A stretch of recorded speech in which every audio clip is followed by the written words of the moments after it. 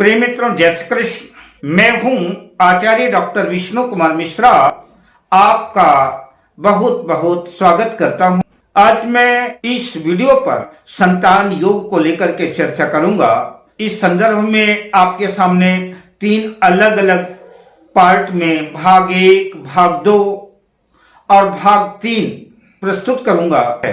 साथ ही ऐसे उपायों की भी चर्चा करूंगा जिन उपायों को अपना करके आप परमात्मा की कृपा से पुत्र प्राप्त कर सकते हैं, आपकी मनोकामनाएं पूर्ण होंगी। प्रथम भाग में कुछ मैं बेसिक चर्चा करूंगा। दूसरे और तीसरे भाग पर महर्षि पराशर ने बृहद पराशर खुराशास्त्र में जो सूत्र बताए हैं उनके 4 श्लोकों की चर्चा मैं करूंगा। संतान योग को लेकर के कैसी स्थितियां बनी हुई है, मैं इस वीडियो पर संतान योग भाग 1 की चर्चा करूंगा। पर मैं विषय क्रम में आगे बढ़ूं उससे पहले आपसे आग्रह, अगर आपने अभी तक हमारे इस चैनल को सब्सक्राइब नहीं किया है तो प्लीज चैनल को सब्सक्राइब करें, साथ ही नोटिफिकेशन बेल को भी प्रेस कर लें। अगर आप अपनी या अपनों की जन्म कुंडली का बृहद प्रेडिक्शन कराना चाहते हैं, विश्लेषण कराना चाहते हैं, किसी भी किस्म का हमसे ज्योतिषी परामर्श प्राप्त करना चाहते हैं या कि उत्तम क्वालिटी का रियल राशि रत्न आदि प्राप्त करना चाहते हैं तो आप स्क्रीन पर फ्लैश हो रहे नंबरों पर हमसे संपर्क कर सकते हैं। संतान योग के तीनों वीडियो का लिंक डिस्क्रिप्शन में मिल जाएगा, आप वहां जाकर के वीडियो देख सकते हैं। पंचम भाव से ही संतति का विचार, संतान का विचार किया जाता है।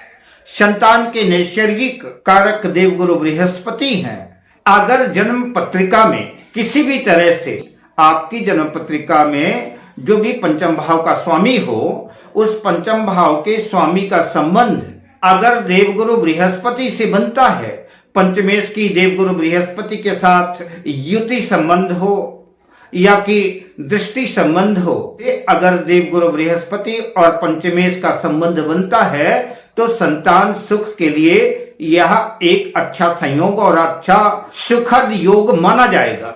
ऐसा योग संयोग अगर जन्म पत्रिका में बनता है तो निश्चित रूप से ऐसे जातकों के अच्छी संतान होती है और उस संतान से माता पिता को सुख भी प्राप्त होता है। किसी भी जन्म पत्रिका में लग्न का स्वामी लग्नेश और पंचम भाव का स्वामी पंचमेश और देवगुरु बृहस्पति, ये तीनों केंद्र या त्रिकोण में स्थित हैं या कि ये तीनों ग्रह स्वग्रही हैं। लग्नेश लग्न में स्थित है, पंचमेश पंचम भाव में स्थित है और देवगुरु बृहस्पति भी अपनी स्वराशि और उच्च राशि में स्थित है, तो यह भी जो है सुखद संयोग पुत्र के लिए योग माना जाएगा। निश्चित रूप से इससे भी पुत्र की प्राप्ति होगी या कि लग्नेश पंचमेश और देवगुरु बृहस्पति की युति केंद्र त्रिकोण भाव में कहीं भी है, तब भी जो है संतान उत्तम होगी, संतान की निश्चित प्राप्ति होगी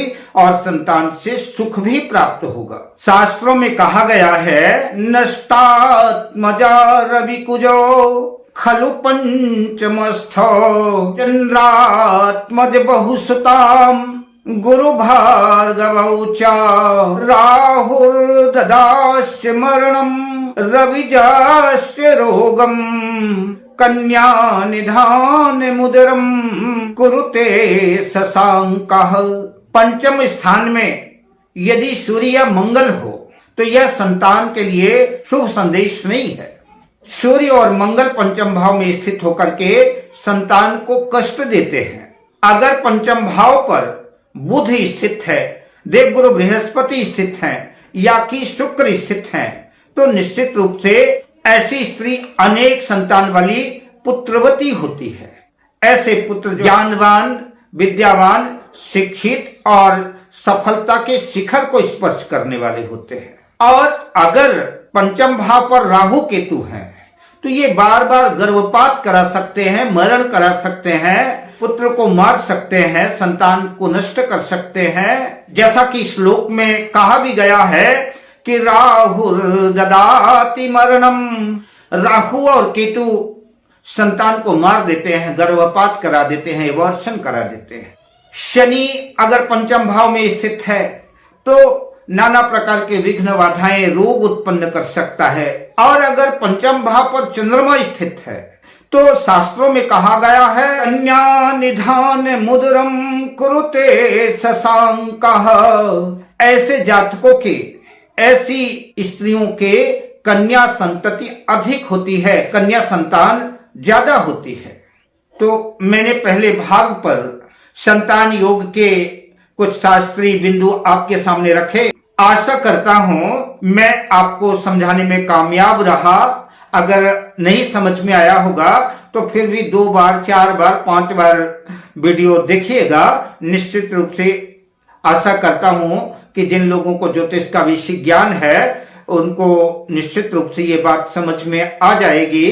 अब आइए महत्वपूर्ण उपायों का जिक्र करता हूं, जिन उपायों को अगर आप पूरी श्रद्धा से, पूरे विश्वास से अपनाते हैं तो ईश्वर की कृपा बरसेगी और संतान बाधा दुर्योग जो है सुयोग में बदल जाएगा और संतान सुख की परमात्मा की कृपा से प्राप्ति हो सकती है। साथ ही मैं निवेदन करना चाहूंगा, अगर संतान बाधा योग उत्पन्न है, संतान जिन माताओं को, जिन बहनों को संतान की प्राप्ति नहीं हो पाई, मेहरबानी करके किसी योग्य ज्योतिषी से कंसल्ट करें, उनसे परामर्श लें, उनसे सलाह लें और उनके द्वारा बताए हुए उपायों को अपनाएं और साथ ही किसी योग्य डॉक्टर से भी परामर्श करें, योग्य डॉक्टर से भी संपर्क करें। यह दोनों संयोग अगर बनते हैं तो ईश्वर की कृपा से पूर्ण विश्वास करता हूं, आशा करता हूं कि आपकी गोद भर जाएगी और संतान सुख को प्राप्त होगा। ये जो मैं उपाय बताने जा रहा हूं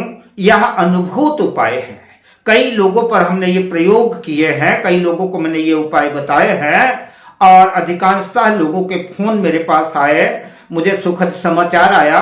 लोगों ने मुझे मिठाइयां भी बहुत से लोगों ने भेजी, उनको संतति की प्राप्ति हुई। मैं आशा करता हूं कि आपकी भी मनोकामना पूर्ण होगी और मनोकामना पूर्ण होने के बाद निश्चित रूप से आप हमको बताइएगा हमारी मनोकामनाएं पूर्ण हो गई। आइए उपाय क्रम में आगे बढ़ते हैं। हम जिस पहले उपाय की चर्चा कर रहा हूं तो श्रीमद् भागवत महापुराण के महात्म्य के 6ठे अध्याय, 6ठम अध्याय के 52वें श्लोक पे लिखा है, मैंने कई लोगों पर यह प्रयोग किया है। अपुष्पा काक बंध्या चा बंध्याया चामृतार्भका श्रवद गर्भा च या नारी तया श्राव्या प्रयत्नतः। जिस स्त्री का रजोधर्म ठीक ना हो, बंध्या हो, जन्म से बंध्या हो, काक बंध्या हो, या जिस स्त्री की संतान जीवित ही न रहती हो, मृत संतान पैदा होती हो या कि संतान होकर मर जाती हो, श्रवद गर्भा च या नारी, जिस स्त्री को गर्भ ठहरता है किंतु महीने 2 महीने में वार्षण हो जाता है, गर्भपात हो जाता है, ऐसी स्त्री को, ऐसी नारी को चाहिए कि प्रयत्न पूर्वक, पूरी श्रद्धा से, पूरे विश्वास के साथ, पूरे सकारात्मक मन से भगवान कृष्ण के ऊपर पूरा भरोसा रख करके भागवत जी की कथा का मूल पारायण करना चाहिए और पूरी तन्मयता के साथ श्रीमद् भागवत की संकल्प पूर्वक जो है कथा का श्रवण करना चाहिए। अगर वह ऐसा करती है तो भागवत महापुराण साक्षी है कि निश्चित रूप से उसकी मनोकामनाएं पूर्ण होंगी। जिन लोगों की आर्थिक स्थिति बहुत ज्यादा नहीं है, भागवत महापुराण का विशाल आयोजन नहीं कर सकते, कथा नहीं सुन सकते, वो लोग संक्षिप्त में किसी योग्य विद्वान को, ब्राह्मण देवता को बुला करके संकल्प पूर्वक संतत प्राप्ति के लिए भागवत जी का मूल पारायण भी करा सकते हैं। मूल पारायण करा करके भी संतान सुख का लाभ प्राप्त कर सकते हैं, तो निश्चित रूप से उनकी मनोकामनाएं पूर्ण होगी। भागवत जी के मूल पाठ से कुंडली में निर्मित समस्त दोष समूल नष्ट हो जाते हैं। कुंडली में अगर पितृ दोष निर्मित है तो पितृ दोष समाप्त हो जाता है और व्यक्ति के जातक के समस्त मनोकामनाएं पूर्ण होती हैं। दूसरा उपाय दुर्गा सप्तशती से है।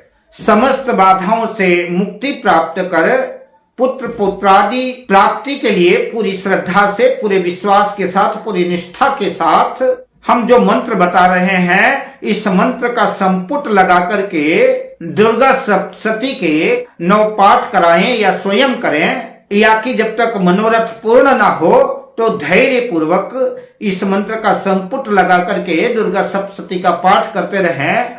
मां भगवती के कृपा से आपकी गोद भर जाएगी, आपकी मनोकामना पूर्ण हो जाएगी। जिस मंत्र को संपुट लगा करके दुर्गा सप्तशती का पाठ करना है वह मंत्र है सर्व बाधा विनुर्मुक्तो धन धान्य सुतान्वितः मनुष्यो मत प्रसादेन भविष्यति न संशयः। इस मंत्र का संपुट लगा करके दुर्गा सप्तशती का पाठ करें या कराएं।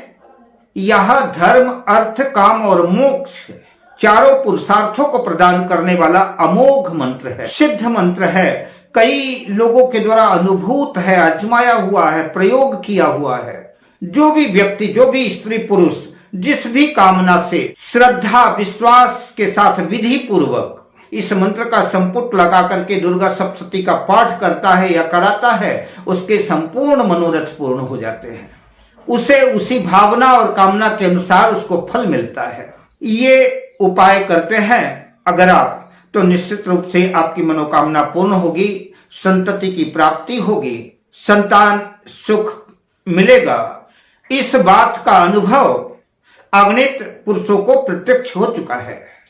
अब मैं आपसे लेता हूं विदा, मिलता हूं अगली वीडियो में शुभ कामनाओं के साथ। जय श्री कृष्ण।